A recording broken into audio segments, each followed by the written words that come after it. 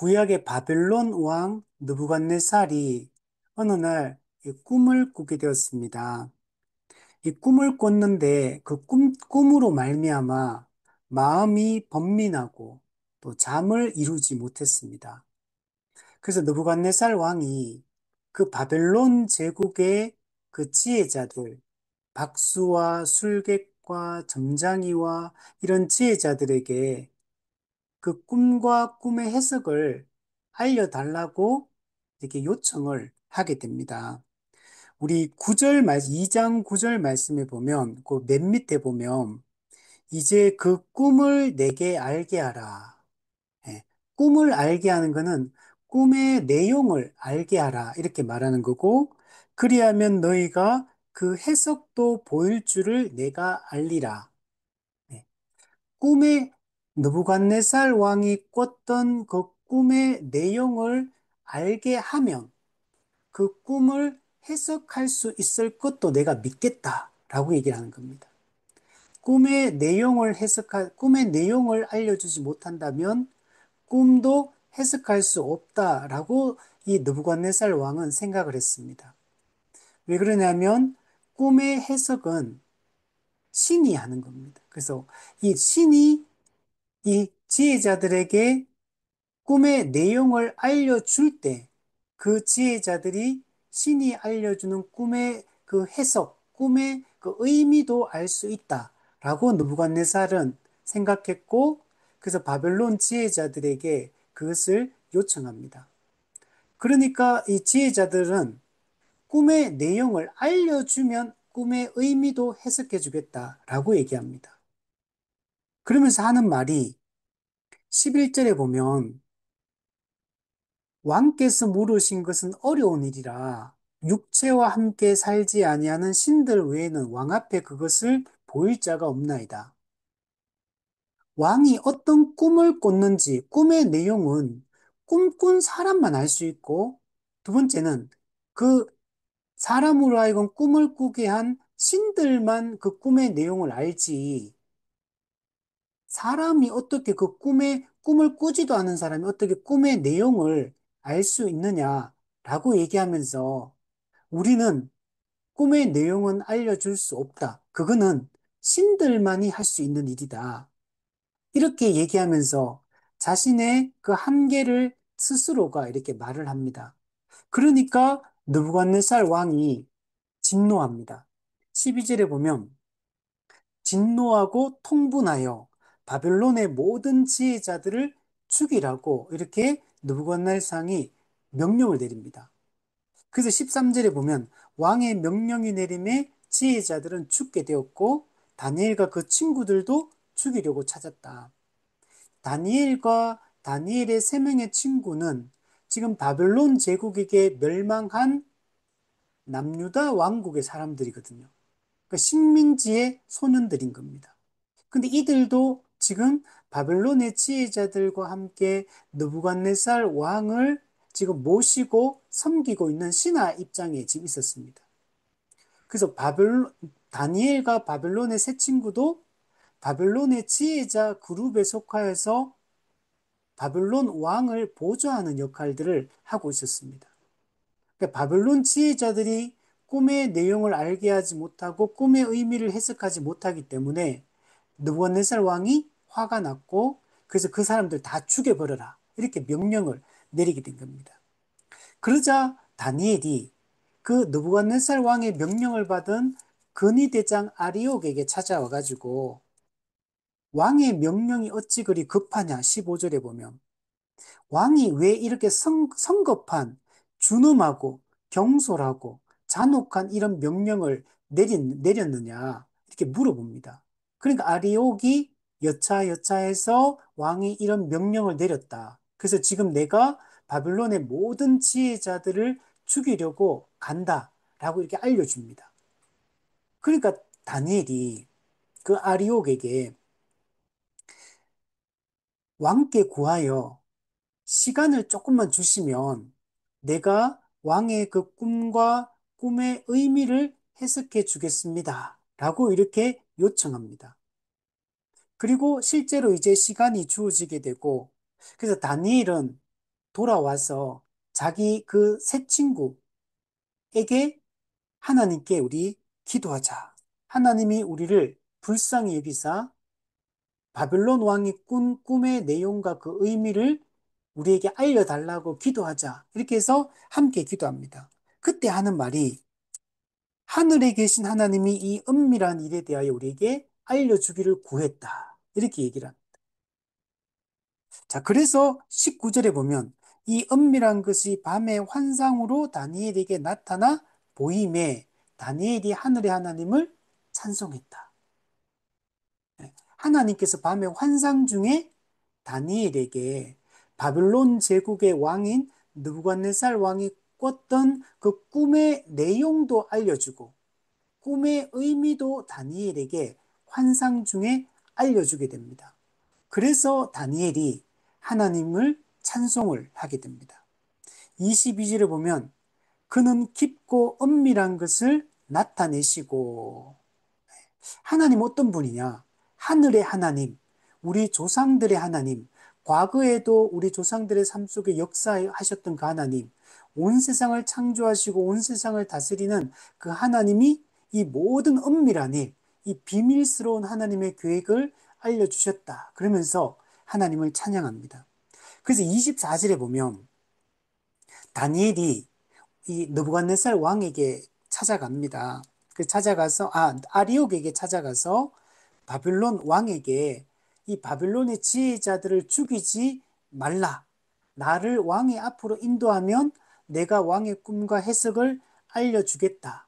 라고 이렇게 요청을 하게 됩니다. 자, 우리가 지난 시간까지 요 얘기를 이야기를 했었습니다. 자, 그리고 오늘 25절부터 35절에 보면 이제 실제로 그 근위대장 아리옥이 다니엘을 데리고 느부갓네살 왕 앞으로 이제 나아가서 왕과 대화하는 그 내용들을 우리 알려주고 있습니다. 우리 25절 말씀에 보면 이에 아리옥이 다니엘을 데리고 급히 왕 앞에 들어가서 다니엘과 함께 이제 들어갑니다. 자, 그리고 왕에게 말합니다.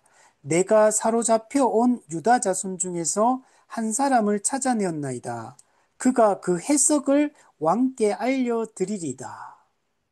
자, 다니엘이 그 해석을 왕께 알려드리리다.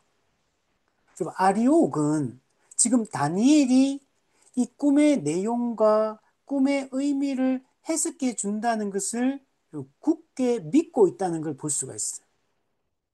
아리옥은 다니엘을 지금 전적으로 신임하고 있고 신뢰하고 있는 것을 볼 수가 있습니다. 아리옥은 어떻게 이게 가능했냐? 사실 아리옥도 이전에 1장에서 보았던 것처럼 다니엘이 왕의 진미와 포도주를 거부하면서 열흘 동안 시험해보고 이걸 왕의 진미와 포도주를 먹은 사람과 먹지 않은 사람 비교해봐라. 얼굴이 더 윤택하다면 만약에 그걸 먹지 않고 채소만 먹어도 얼굴이 더 좋다면 고기 먹은 사람보다 채소 먹은 사람이 얼굴이 더 윤택하고 깨끗하고 아름답다면 우리에게 이것을 먹지 않아서 우리를 더럽히지 않도록 허락해 달라고 했었고 그것이 실제로 이루어지는 것을 아리옥도 이걸 본 겁니다. 또한 다니엘과 다니엘 세 친구의 이 학문, 지식, 지혜 이런 것들이 바벨론의 그 뛰어난 지혜자들보다 훨씬 더 탁월하다는 사실들을 실제로 이것을 옆에서 지켜보게 됩니다. 지혜와 총명, 환상과 꿈을 깨달아 아는 이 능력이 바벨론의 지혜자보다 더 탁월하다는 것을 그 이야기를 들었고 알고 있는 상황이에요.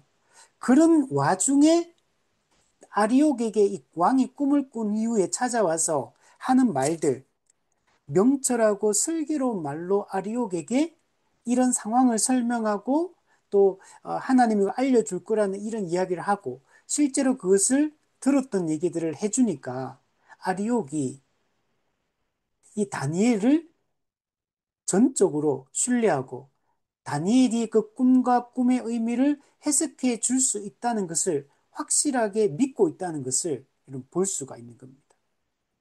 그럼 지금 다니엘은 누구냐면 포로로 끌려온 사람이에요.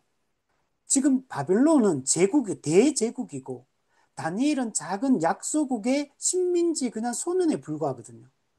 그런데 하나님은 이런 하나님을 신뢰하고 전적으로 하나님 앞에 깨끗하게 살아가려고 하고 하나님의 뜻대로 살아가려고 하는 이 사람을 하나님이 지금 높여주시고 있다는 걸 볼 수가 있습니다.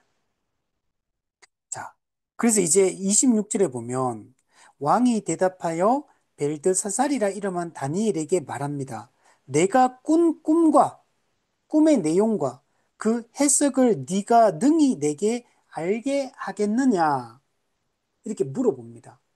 그럼 지금 이 느부갓네살 왕은 아직까지 다니엘이 이 꿈의 내용과 꿈의 의미를 해석해 줄 수 있다는 걸 아직은 의심하고 있어요. 지금 요 말을 물어보는 거는 회의적인 이 말투로 지금 이 질문을 하고 있는 겁니다. 아리옥 같은 경우도 아리옥이 만약에 우리 14절에서 16절에 나오는 이 다니엘이 명철하고 설계 있게 말하는 것들을 만약에 이것을 듣고 또 하나님이 밤의 환상 중에 이 꿈을 알려주는 것을 확인하지 못했다면 믿지 못했을 거예요. 그러나 그걸 보았기 때문에 아리옥은 지금 다니엘을 신뢰하고 있거든요. 근데 아직 느부갓네살 왕 입장에서는 자기 바벨론의 지혜자들도 이 꿈을 알려주지 못했고 꿈의 해석을 알려주지 못했는데 이, 이 소년 그리고 식민지 이 노예에 불과한 이 다니엘이 이것을 알려줄 수 있겠느냐? 아직은 이것을 믿지 못하고 있습니다. 물론 느부갓네살 왕도 지금 이 다니엘이 그 이전에 지혜와 총명이 많다는 걸 알아요. 그렇지만 아직은 바벨론의 지혜자들도 알려주지 못했기 때문에 다니엘도 아직은 알려줄 수 있을지 없을지에 대해서 확신이 들지 않는 겁니다. 그래서 이렇게 회의적으로 말을 하고 있는 것을 볼 수 있습니다. 자, 그러니까 다니엘이 27절에 대답을 합니다. 다니엘은 얼마나 확신 있게 말하는지 몰라요. 이미 하나님은 엄밀한 것을 나타내시는 하나님이라는 걸 다니엘은 확고하게 믿고 있고 실제로 하나님이 환상 중에 그 꿈과 의미를 알려주었기 때문에 다니엘은 너무나 확신 가운데 이 대답을 합니다. 27절에 보면 왕이 물으신 바 엄밀한 것은 지혜자나 술객이나 박수나 점쟁이가 능히 왕께 보일 수 없어되 예, 이 세상 지혜자들 이 세속 지혜자들, 다른 신의 능력을 의지하는 이 세상 지혜자들은 결코 하나님께서 창조주가 행하시는 이런 일들을 깨달을 수가 없는 겁니다. 엄밀한 것, 하나님의 이 비밀스러운 계획은 좀 세상 지혜자들은 절대로 알 수가 없어요. 그걸 우리가 2장 앞부분에서 뭐라 그랬습니까? 11절에서 어려운 일이다. 그들이 스스로가 자인합니다. 육체와 함께 살지 아니하는 신들 외에는 왕 앞에 그것을 보일 자가 없다. 그들은 스스로 자신의 무능과 한계를 분명하게 이야기했던 겁니다. 그리고 그들이 그렇게 말했을 뿐만 아니라 다니엘도 이것을 분명히 알고 있는 것. 세상 지혜자들의 그들이 섬기는 신의 힘을 능력을 의지해서 그것을 알 수 없다는 걸 명확하게 알 수. 그리고 오직 28절에 오직 은밀한 것을 나타내시리는 하늘에 계신 하나님이시다. 하늘의 하나님, 천지를 창조하신 그 하나님, 온 세상을 창조하신 그 우주의 주인이신 오직 그 유일하신 신, 그 하나님만이 이 은밀한 것을 나타내실 수 있다. 이 궁극적인 문제 해결자는 오직 하나님밖에 없다. 세상 역사의 주관자는 오직 하나님이시다. 라는 이 분명한 믿음을 가지고 다니엘은 너무나 담대하게 확신 있게 이 대답을 하는 것을 볼 수가 있습니다. 28절 중간에 보면 그가 느부갓네살 왕에게 후일에 될 일을 알게 하셨나이다. 왕의 꿈, 곧 왕이 침상에서 머릿속으로 받은 환상은 이러하니다. 하고 설명해 줍니다. 29절. 왕이여, 왕이 침상에서 장래일을 생각하실 때 은밀한 것을 나타내시는 이가 장래일을 왕에게 알게 하셨사오며. 여러분, 지금, 여러분, 하나님이 느부갓네살 왕에게 꿈을 꾸게 하신 거예요. 느부갓네살 왕이 그냥 잠들었는데 그냥 우연히 꿈을 꾼 게 아닌 거예요, 이게.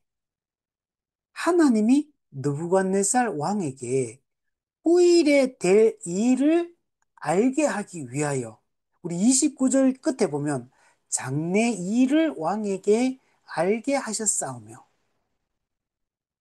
그럼 하나님은 지금 뭘 하시려고 하냐면 당시 바벨론은 최대 제국입니다. 이 세계를 호령하는 인간의 대제국이요. 인류 역사를 지금 주관하고 있는 모든 것을 그 손아귀에 넣고 그 느부갓네살 왕의 그 뜻에 의해 지금 세상이 움직이고 있는 이런 시대예요. 얼마나 강력하고 얼마나 대단하고 얼마나 위대한 그런 왕입니까? 근데 하나님은 그 인간 역사를 좌지우지하는 이 당대 최대 제국, 이 바벨론의 느부갓네살 왕에게 하나님이 장래 일을 알게 하려고 하는 거. 후일에 될 일을 왕에게 알게 하고, 그리고 이 꿈을 통해서 또 하나님의 백성인 이스라엘 백성들에게 후일에 어떤 일이 일어날지, 하나님이 어떻게 인류 역사를 이끌어 가실지, 장차 미래에 어떤 일이 일어나게 되고, 이 세속 역사가 종결될지, 하는 이걸 지금 느부갓네살 왕의 이 꿈을 통해서 왕에게도 알게 할 뿐만 아니라 또 이 성경의 독자들에게 알게 하고 있고 또 당대 그 이스라엘 백성에게 이것을 지금 알려주고 있는 겁니다.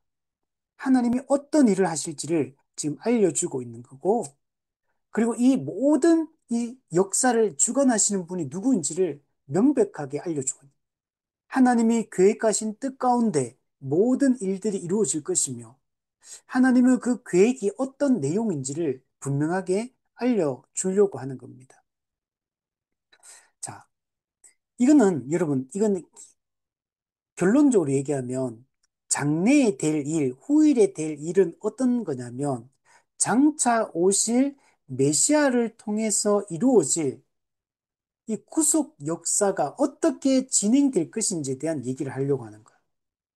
근데 여기는 뭐가 내포되어 있냐면 이 세속사, 이 세상나라, 인류 역사, 이거는 결국 어떻게 전개되어지고 어떻게 인류 역사 이면에 흐르고 있는 하나님의 구속 역사, 세상 나라를 무너뜨리고 하나님 나라를 세울지에 대한 인류 경영에 대한 하나님의 이 인류 이 구원 계획에 대한 그 이야기를 이 느부갓네살이 꾸는 이 꿈을 통해서 지금 하나님은 알려주고 싶은 거. 그래서 이 일은 후일에 될 일, 장래에 될 일, 메시아가 이 땅에 오심으로 이루어질 일들에 대한 이야기를 지금 알려주려고 지금 하는 겁니다. 그러니까 지금 이 느부갓네살 왕이 꾼 이 꿈은 사실 엄청난 내용을 담고 있는 거예요. 우리는 미래를 알지 못하잖아요. 이 사람들은 미래를 모릅니다. 어떤 일이 일어날지 아무도 몰라요. 그런데 하나님은 이 느부갓네살 왕에게 이 꿈을 꾸게 하심으로 인류 역사를 어떻게 이끌어 가실지, 하나님 나라의 이 구속의 역사를 어떻게 이끌어 가실지, 그걸 미리 다 알려준 거예요, 지금. 그 우리는 사실 요 다니엘서 2장을 이해하게 되면 우리는 이 세상을 약간 일종의 재방송 보듯이 우리가 살아갈 수 있어요. 우리 드라마 보면 끝까지 1부부터 16부작이면 마지막 16화까지 다 보면 앞으로 무슨 일이 일어날지 다 압니다. 우리가 예를 들면 지금 이제 월드컵 경기를 하면 우리 국가대표 선수가 다른 나라들과 이제 경기를 하잖아요. 근데 우리가 현장에서 실시간으로 지금 축구 경기를 보고 있으며 우리가 지금 4대 0으로 이기고 있다 해도 끝까지 4대 0이 유지될지 4대 2가 될지 아니면 역전이 돼가지고 5대 4가 될지 우리는 알지 못해요. 그래서 우리가 경기가 끝나기 전까지는 긴장감이 있는 거죠. 이게 도대체 결과가 어떻게 될지 긴장감이 있어요. 그죠? 축구라는 게 어느 한순간에 두 골, 세 골 막 들어갈 수 있거든요. 짧은 시간에도. 뭐 어떻게 될지 모르는 거죠. 우리 어제 대선이 있었는데 이게 누가 어떻게 이게 결정이 날지 알지 못하는 거. 끝까지 가보기 전까지는 확신을 할 수 없죠. 어느 당이 이길지 모르는 거요. 이건 왜 실시간이니까. 아직 결과가 안 나왔으니까. 근데 우리도 지금 우리도 한 사람의 일생을 살아가고 있는데 우리가 100년 살다가 죽고 또 그 위에 또 우리 후대가 또 이어지게 될 텐데 장차 미래에 어떤 일이 일어날지 우리는 모르잖아요. 근데 하나님께서 이 다니엘서 2장을 통해 이 다니엘 이 시대 때부터 즉 지금으로부터 그러니까 지금 이게 BC 한 500년경이거든요. 586년에 멸망한 지금 600 몇 년이거든요. 요때부터 시작해가지고 예수님 재림할 때까지 어떤 일이 일어날지를 요 다니엘서 2장 이걸 다 설명해 준 거 이미. 미래를 하나님이 알려주신 거예요. 앞으로 어떤 일이 일어날지를. 그걸 느부갓네살의 왕의 이 금신상 꿈을 통해 하나님이 이런 다 알려주신 겁니다. 자, 29절에 보면 앞에 보면 왕이 침상에서 장래일을 생각하실 때에 느부갓네살 왕이 지금 침상에서 장래일을 생각해요. 왜? 왕이니까. 왕이니까 제국의 운명이 어떻게 될지, 앞으로 우리 바벨론이 어떻게 될지, 한 국가의 운명이 어떻게 될지, 이런 거 생각하는 거예요. 우리 왕국이 앞으로 번영하고 번성하고 확장되고, 그렇게 하려면 어떻게 해야 될까? 그럼 어떻게 정치를 하고, 어떻게 경제를 이끌어가고, 어떻게 문화를 창달할 것이며, 왕으로서의 그 책무가 있잖아요. 그 모든 지도자는 자기가 속한 공동체의 그 앞날에 대해서 늘 고민하고 걱정하면서 이끌어 가잖아요. 지금 느부갓네살 왕도 그냥 한 국가의 운명, 바벨론 제국의 운명에 대해서 왕으로서 고민을 하고 있는 겁니다. 자, 그런데 뒷부분에 나오는 은밀한 것을 나타내시는 이가 장래일을 왕에게 알게 한다. 할 때 이 장래일과 느부갓네살 왕이 생각하는 이 장래일은 종류가 다른 거예요. 느부갓네살 왕은 단순히 인간 역사로서 바벨론 제국의 역사에 대해 관심이 있는 거예요. 한 국가의 운명에 대해서 이제 관심이 있는데 지금 하나님이 생각하는 거는 느부갓네살 왕이 생각하는 그 장래일과는 질적으로 전혀 다른 종류의 지금 이 장래일을 생각하고 있는 거예요. 바벨론 제국의 한 인류의 그 역사, 그냥, 아니, 인류가 아니죠. 그냥 한 국가의 운명에 대해서 고민하고 있다면, 지금 하나님은 인류 전체의 전 역사에 대한 이 고민, 지금 장래일을 지금 말씀하고 계신 거고, 궁극적으로 하나님 나라에 대한 얘기를 지금 하나님은 하려고 하시는 겁니다. 그러니까 하나님이 꿈꾸는 이 세상 역사 전체, 하나님의 역사 전체에 대한 이 생각을 하고 계시고, 근데 느부갓네살은 작은 단위에 요걸 고민하고 있죠. 근데 느부갓네살 어떻게 생각하냐면 지금 우리 제국이 지금 바벨론이 지금 전 세계에서 가장 강력한 제국이다. 바벨론의 역사는 영원하다. 막 이런 생각하고 있는 거예요, 지금. 어떻게 하면 바벨론이 앞으로도 무너지지 않고 천년 만년 이 지구에서 가장 강력한 제국을 이루어서 북이 영화를 누릴 것인가? 어떻게 이 바빌론의 왕조가 어떻게 영원히 지속될 것인가? 지금 이런 고민을 지금 하고 있거든요. 이런 고민을 하는 느부갓네살 왕에게 하나님이 앞으로 인류 역사를 한 해 어떻게 이끌어 가실지를 지금 말하려고 하는 겁니다. 우리 30절에 보시면 내게 이 엄밀한 것을 나타내심은 내 지혜가 모든 사람보다 낫기 때문이 아니라, 즉 바벨론의 지혜자보다 다니엘의 지혜가 더 탁월하고 뛰어나다, 이걸 알려주고 싶어서 이 꿈의 내용을 알려준 게 아니라는 거예요. 오직 그 해석을 왕에게 알려서 왕이 마음으로 생각하던 것을 왕에게 알려주려 하심이니이다. 여러분, 바벨론 제국에 지금 느부갓네살 왕은 바벨론 제국의 운명에 대해서 지금 고민하고 있거든요. 근데 하나님 말씀하는 거요. 바벨론이 지금 최대 제국이라 해도, 인간의 제국 중에 가장 강력한 제국이라 할지라도 이거는 인간 역사의 그냥 한 부분에 해당한다는 거. 한 부분에 불과하다는 거. 그리고 이 인간 역사가 아무리 인간이 세운 이 제국이 아무리 강력하고 대단하다 할지라도 하나님 나라 앞에서 철저하게 무너질 거다. 무너질 것이며, 하나님이 통치하는 하나님 나라가 이 세상 역사를, 인류 역사를 다 무너뜨리고 새로운 초역사의 시대를 열 것이다. 라는 걸 지금 얘기하고 싶은 거. 이걸 지금 알려주면서 누가 이 온 세상을 지금 통치하고 계시냐? 누가 세상을 주관하는 분이냐? 누가 모든 이 인류 역사를 계획하시고 이끄시고 완성하시는 분인가? 하나님이 궁극적으로 꿈꾸시는 하나님의 이 세계 경영의 이 꿈은 무엇인가?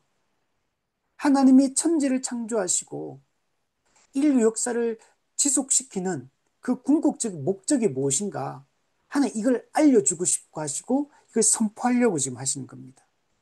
구체적으로 31절부터 보시면 그 신상의 꿈의 내용을 이제 다니엘이 꿈의 내용을 이제 알려줍니다. 그리고 뒷부분에 가면 꿈의 의미를 또 다음 주에 알려줍니다. 한번 보시면 왕이요, 왕이 한 큰 신상을 보셨나이다. 이 큰 신상을 보았는데 이 큰 신상이 이 우상입니다. 우상. 큰 신상이 왕의 앞에 섰는데 크고 광채가 매우 찬란하며 그 모양이 심히 두렵다. 자, 뭐 보세요. 아주 큽니다. 이게 큰 신상. 우리가 이렇게 큰 물건 앞에, 큰 뭔가 동상 앞에 딱 서면 뭔가 우리가 이렇게 위축되잖아요. 주눅 들고 위축되고. 크고 또 어떻습니까? 광채가 매우 찬란해요. 너무나 화려하고 아름답고 위용이 넘치고 이런 모습입니다. 그 모양이 심히 두렵다. 이 큰 신상 앞에 딱 서는 순간 우리는 정말 쪼그라들고 위축될 수밖에 없는, 그렇게 크고 아름답고 화려하고 강하고 위험이 넘치며 이 큰 신상은 절대로 무너지지 않을 것 같아요. 이 큰 신상은 절대 망하지 않을 것 같아. 너무나 거대한, 너무나 그 힘있고 강력하게 보이는 이런 큰 우상 신상이 앞에 딱 서 있다는 거예요. 근데 그 보면 우상의 머리는 순금, 와, 순금, 정금, 불순물이 하나도 없는 정금으로 아주 가치 있고 귀하고 강한 이런 순금으로 되어 있어요. 그리고 근데 가슴과 두 팔은 은으로 되어 있습니다. 그러니까 금보다는 못해요, 은. 그리고 배와 넓적다리는 노수로 되어 있습니다. 그러니까 은보다 못해요, 노시. 그리고 그 종아리는 쇠요. 그 발에 얼마는 쇠요, 또 얼마는 진흙이었나이다. 음. 그러니까 은이고, 그 다음에 배와 넓적다리는 노시고, 그 다음에는 이제 종아리가 쇠고, 발은 한 부분은 쇠고, 한 부분은 진흙으로 구성된 또 새로운 네 번째 모습이 나타나고 있습니다. 자, 그러니까 갈수록 약해지고 있어요. 금, 은, 노. 그러니까 이게 어떤 강도, 어떤 가치, 이런 게 모든 게 점점 갈수록 하락하고 있다는 걸 보여주고 있어요. 근데 네 번째는 종아리가 쇠로 돼 있고 발 한쪽도 쇠로 돼 있어요. 쇠가 상징하는 게 뭐냐면 철. 이거는 강하다라는 얘기예요. 강하다. 이게 앞에 있는 쇠가 금, 은, 노보다 제일 세거든요. 강하고. 그래서 너무너무 강력한 이런 네 번째 모습을 보여주고 있어요. 그런데 발의 일부는 쇠고 일부는 진흙이에요. 이 말은 엄청 강력한 철로 돼 있어서 가장 세고 강력한 앞에 있는 것보다 더 강한 어떤 거였는데 근데 또 한쪽 발은 진흙으로 돼 있다. 근데 또 약하다는 거예요. 진흙은 약하다는 걸 보여주거든요. 자, 이런 금신상을 보여줍니다. 그리고 이 네 개, 금, 은, 노, 또 쇠와 진흙으로 되어 있는 이거는 내 나라, 내 제국에 대한 얘기를 해요. 앞으로 인류 역사 속에서 이루어져 갈, 나타나게 될 제국을 이게 상징을 하고 있습니다. 자, 그래서 다음 주에 그 얘기를 또 하게 될 겁니다. 자, 어쨌든 간에, 자, 그런데 34절 보세요. 왕이 보신 적 손대지 아니한 돌이 나와서 신상의 쇠와 진흙에 발을 쳐서 부서뜨리매. 그러니까 사람이 다리를 쳐버리면 그러면 사람이 무너지잖아요. 넘어지잖아요. 가장 강력해 보이는 철로 된 쇠로 되었던 그게 손대지 아니한 돌이 날아와가 쳐버리니까 그게 무너져 버린다는 거. 우리 앞에 봤잖아요. 크고 광채가 매우 찬란하고 모양이 심히 두렵게 생겼었거든요. 그리고 금, 은, 노, 철 이런 걸로 구성되어 있고 이게 절대로 무너지지 않을 것 같은 우상, 동상입니다. 근데 이게 손대지 아니한 돌이 날아와가지고 절대 무너지지 않을 것 같은 강력한 그 우상이 순식간에 이렇게 무너져 버린다는 걸 말합니다. 근데 이거 재밌는 게 손대지 아니한 돌이 날아와가지고 다리를 쳐버리니까 무너져 버려요. 그 중요한 거는 손대지 않았다. 사람의 손이 닿지 않았어요. 즉, 이거는 뭐냐면, 기원이 인간적 기원이 아니라는 얘기하는 거. 손대지 아니한 돌이란 거는 하나님이 예비하신 돌이라는 얘기하는 거.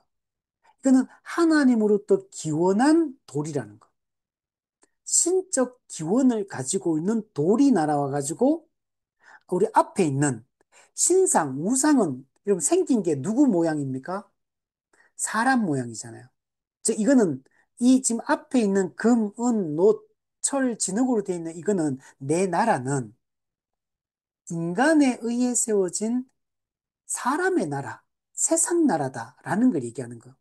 그리고 이거는 되게 크고 화려하고 강력하고 막 그래서 절대로 무너지지 않을 것 같지만 하나님에 의해 마련된 돌에 의해서 이 인간에 의해 기원된 이 세상의 모든 이 제국과 나라들은 한순간에 그냥 멸망하게 될 걸 지금 얘기를 하고 있는 거예요. 그러니까 모든 것은 하나님에 의해 이루어지는 겁니다. 이게 요한계시록 11장에 가면 제가 제일 성경에서 아주 좋아하는 성경 구절이에요. 요한계시록 11장 15절에 보면 세상 나라가 그리스도의 나라가 될 것이며 그리스도가 영원토록 왕노릇하실 것이다. 지금 여기 나오는 금신상의 네 나라가 상징하는 것은 세상 나라를 상징하는 거예요. 사람의 나라, 사탄에 의해 세워진 사탄의 나라를 상징하는 거예요. 이거는 전부 다 타락한 인간에 의해 고안된 제국이에요. 인간에 의해 세워졌던 모든 것들은 타락한 인간에 의해서 그 배후에는 사탄이 있어요. 그 기원했던 모든 하나님을 대적하는 이 제국과 하나님을 대적하는 이 문화와 이 모든 것들은 손대지 아니한 돌, 하나님에 의해 마련되고 예비된 돌에 의해서 철저하게 무너질 것이고 세상 나라 사탄의 나라는 철저하게 무너지고 손대지 아니한 돌이 어떻게 되냐면 뒤에 보시면 우상을 친 돌은 태산을 이루어 온 세계에 가득하게 될 것이다. 이 돌이 처음에는 돌 하나가 날아왔거든요. 손대지 아니한 돌 하나가 날아와가지고 치자 이 금신상 어떻게 됩니까? 여름 타작마들의 겨같이 바람에 불려간 곳이 없었다. 여러분, 겨라는 건 뭐냐면 이게 곡식의 이 껍데기를 얘기하거든요. 벼를 있으면 벼 안에는 쌀 알이 있잖아요. 쌀 알을 빼고 나면 껍데기 쭉정이만 남아요. 겨. 이거는 바람에 나는 겨. 우리 시편에도 나오죠. 너무 가벼워요, 가벼워. 바람이 훅 불면 휙 날아가는 거예요. 우리 앞에 봤던 금신상, 금, 은, 노, 철, 진흙, 그리고 크고 화려하고 찬란하고 강한 아무리 바람이 세게 불어도 안 넘어질 것 같던 그게 하나님에 의해 기원한 돌에 의해서 순식간에 그냥 한 방에 무너질 것이고 바람, 여름 가물의 겨같이 그냥 후 불면 그냥 휙 날아가 버리는 아무것도 아니라는 거. 그는 견고하지도 않고 가치도 없으며 일시적이며 우리에게 아무런 것도 제공해 줄 수 없는 우리를 안전하게 지켜줄 수 없는 우리의 영원한 생명을 보장해 줄 수 없는 무의미하고 헛되고 허무한 것에 불과하다는 거예요. 그 금신상을 의지하고 살아가고 그것을 자랑하던 세상의 모든 사람들은 여러분 그 헛된 영광을 구했다는 걸 결국 알게 된다는 거예요. 그는 그냥 바람을 불면 후 날아가는 것에 다 불과한 것들이라는 거예요. 근데 손대지 아니한 돌은 어떻게 됩니까? 이거는 태산을 이루게 됩니다. 태산. 원래는 돌 하나가 날아왔는데 엄청나게 큰 산을 이뤄버릴 돌이 쌓여가지고 우리 만화 같은 데 보면 그런 거 있잖아요. 그죠? 돌 하나가 턱 던졌는데 돌이 막 왕왕왕왕 늘어나가지고 큰 산을 이뤄 돌무더기 큰 산을 이룬다는 거예요. 이 손대지 아니한 돌이 어떻게 됩니까? 온 세계에 가득해진 온 세계 이 세상 전체에 손대지 아니한 돌에 의해서 세상 전체가 가득해지게 될 거다. 하나님 나라가 땅끝 구석구석까지 온 세상에 하나님의 통치가 이루어지게 될 것을 얘기합니다. 이것이 메시아가 오심으로 메시아의 초림 사역, 십자가 사역을 통해 사탄의 권세를 결박하고 여자의 후손이 뱀의 머리 사탄의 권세를 깨뜨리고 하나님의 나라를 이 땅에 도래케 한 거예요. 그리고 하나님 나라가 이 땅에 임했다는 증거가 교회가 탄생한 거예요. 성령이 오시고 교회가 탄생한 거예요. 그래서 지금 이곳에 하나님의 나라가 지금 이미 이루어졌습니다.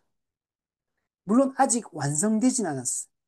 근데 이것이 장차 메시아에 의해 이루어진 이 하나님 나라가 장차 완성되어서 세상 전체의 하나님 나라로 세상 전체가 하나님의 그 영광과 그 임재와 그분의 통치 앞에 굴복하게 될 거라고 얘기를 하고 있는 거예요.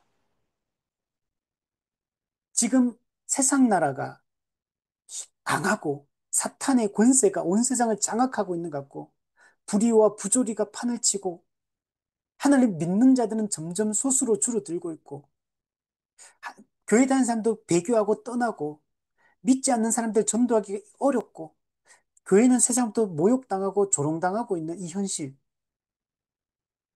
지금 영국과 미국과 유럽의 교회들은 다 술집으로 변했다 그러고 지금 한국 교회도 그렇게 되고 있다 그러고 겉으로 보면 교회가 아무런 소망이 되지 못하고 하나님은 도무지 이 세상에 악이 득세하는 이 세상 속에 이 구조적인 악을 하나님은 어찌하지 못하고 개인의 삶 속에 일어나는 이 부정과 불의와 부조리를 해결하지 못하고 사람을 존재를 바꾸지 못하는 무능력한 하나님, 무기력한 복음, 무기력한 교회 이렇게 느껴진다는 거예요. 그래서 사탄의 권세가 하나님의 권세보다 더 센 것 같고 아무리 둘러봐도 소망이 없는 것 같고 이렇게 느껴질 수 있다는 거예요. 근데 뭐라고 말하냐면 세상 제국이 그렇게 거대하고 크고 찬란하고 화려하고 그런 것 같지만 손대지 아니한 돌, 여러분, 하나님이 예비한 돌, 이게 누구를 상징하냐면 다니엘 7장에 가면 이게 인자 같으니 예수 그리스도를 상징해요. 예수 그리스도. 예수 그리스도에 의해서 세상 나라가 사탄의 권세가 한순간에 무너지고 온 세상이 하나님의 통치로 그리스도의 통치를 통해 하나님 나라가 온 세상에 가득해지게 될 것을 이야기를 하고 있는 겁니다. 이 환상을 이미 구약에도부터 이게 보여줍니다. 이사야 2장 2절에 보면 말이래, 말일, 마지막 때, 종말, 말세, 여호와의 전의 산이 모든 산 꼭대기에 굳게 설 것이다. 즉 하나님의 임재가 모든 산 꼭대기 꼭대기마다 하나님의 영광이 임재하게 될 거라는 거예요. 그리고 만방이, 열국이, 열방이 그리로 모여들 것이다. 온 세상이 그 하나님의 임재와 영광 앞으로 모여들게 될 거라고 그렇게 앞으로 될 거라고 예언하고 있어요. 누구에 의해서? 메시아에 의해서. 이사야 11장 9절엔 더 이렇게 선명하게 얘기합니다. 물이 바다를 덮음같이 여호와를 아는 지식이 세상에 충만하게 될 것이다. 사람들은 하나님을 알지 못하는 것 같아요. 하나님은 이스라엘의 지역신처럼 느껴집니다. 근데 그리고 바벨론 이사야 시대는 북이스라엘 왕국은 이미 멸망하고 남유다 왕국도 지금 바벨론에게 멸망당하기 완전히 초토화될 직전이에요, 지금. 지금 이스라엘은 타락했고 남유다도 타락해서 멸망하기 일보 직전의 이 상황인데 하나님 뭐라고 말씀하시냐면 물이 바다를 덮은 같이 여호와를 아는 지식이 세상에 충만하게 될 것이다. 이런 예언을 주고 있는 거예요. 또 여러분 하박국 2장 14절에도 비슷한 말씀이 있어요. 물이 바다를 덮은 같이 여호와의 영광을 인정하는 것이 세상에 가득해지게 될 것이다. 우리 조금 더 이 성경도 보세요. 친돌이 태산을 이루어 온 세상에 가득하게 될 거다. 물이 바다를 덮은 같이 여호와를 아는 지식이 세상에 충만해지고 여호와의 영광을 인정하는 것이 세상에 가득해지게 될 것이다. 말일에 만방이 주께로 돌아오게 될 것이다. 말일에 이스라엘과 애굽과 아수르가 세계 중에 복이 되게 될 것이다. 말라기 열방이 이방인들이 주께로 돌아오게 될 것이다. 이것이 하나님의 최종적인 이 세상의 모습인 거예요. 그래서 지금 이 다니엘 때부터 앞으로 어떤 일이 일어나느냐. 금, 바벨론, 은, 페르시아, 놋, 알렉산더 대왕의 헬라 제국, 그리고 철과 진흙으로 된 로마 제국, 가장 강력한 제국. 근데 그 로마 제국도 어떻게 됩니까? 순식간에 무너지죠. 역사적으로도 순식간에 1000년을 갔지만 결국 내부 분열에 의해서 로마 제국도 멸망합니다. 세상 제국은 결국 다 하나님을 대적하고 있기 때문에 결국 다 멸망하게 될 거라는 거. 근데 하나님의 이 그리스도, 예수 그리스도에 의해서 하나님의 나라가 결국은 태산을 이루게 될 것임을, 결국 하나님의 그 천지 창조할 때 꿈꿨던 하나님 나라가 결국은 완성되게 될 것이고, 하나님의 모든 구속 경륜이 완성되게 될 것을 명백하게 얘기를 해주고 있는 거예요. 그래서 우리는 지금 우리가 미래를 살진 않았지만 인류 역사가 어떻게 흘러갈지를 우리는 성경을 통해서 이미 우리는 초림까지를 다 알고 있어요, 우리는. 이제 우리는 초림과 재림 사이를 살고 있고, 이제 장차 그리스도가 오시고 재림하시면 모든 것이 종결되고 완성되게 됩니다. 우리는 그 마지막 시대를, 말세를, 이 지금 다니엘 때는 이게 미래에 일어날 일이잖아요. 지금 우리 입장에서는 이게 이미 성취된 것을 우리는 지금 맛보고 경험하고 이 바벨론 제국, 페르시아, 헬라, 로마, 그리고 지금 현재 이 지금 뭐이 현 세상까지 이 모든 거 우리는 지금 이미 다 경험하고 있고 보고 있고 이미 많은 것들 대부분 다 이루어졌어. 메시아가 올 것이고 성령이 올 것이다. 약속되었는데 이 시대 사람들은 그걸 앞으로 내다보고 소망했는데 우리는 그것을 다 이미 우리 이전에 다 이루어진 걸 태어나기 전에 다 이루어진 걸 우리는 성경을 통해 목도하고 있고 또 그것을 통해 이미 하나님 나라가 임했고 그 통치를 경험하며 현재 살고 있고 그 하나님 나라의 통치의 결과로서 이 땅에 임한 이 교회를 통해서 하나님 나라가 이 땅에 우리는 경험되어지고 있는 거예요. 그리고 이제 마지막 재림만 남겨두고 있는, 이제 마지막 성취되고 완성만 남겨지고 있는 이 시대를 우리가 살고 있습니다. 그러면 우리는 미래를 두려워할 게 없는 거죠. 우리는 이미 성경을 통해 장차 어떤 일들이 일어날지 요한계시록을 통해 우리 다니엘서를 통해 우리는 다 보게 되고 그게 결국에는 다 이루어질 것을 우리는 경험하게 될 겁니다. 그러므로 그리스도인은 절망할 수 없는 사람들이에요. 그리스도인은 소망으로 충만한 사람들이에요. 우리 이번 수련회 때 베드로전서 연구를 하는데 그게 뭐 산소망, 성도는 살아있는 소망. 절대로 그리스도인은 절망할 수 없는 사람. 우리는 이런 하나님의 이 구원 계획을 다 알고 완성까지 다 어떻게 결론 날지까지 알고 살아가는 사람이기 때문에 우리가 이 하나님의 구속 경륜을 마음에 깊이 새기고 우리 살아갈 수 있으면 좋겠고 이 산소망을 가지고 우리가 살아갈 수 있는 우리가 되었으면 좋겠습니다.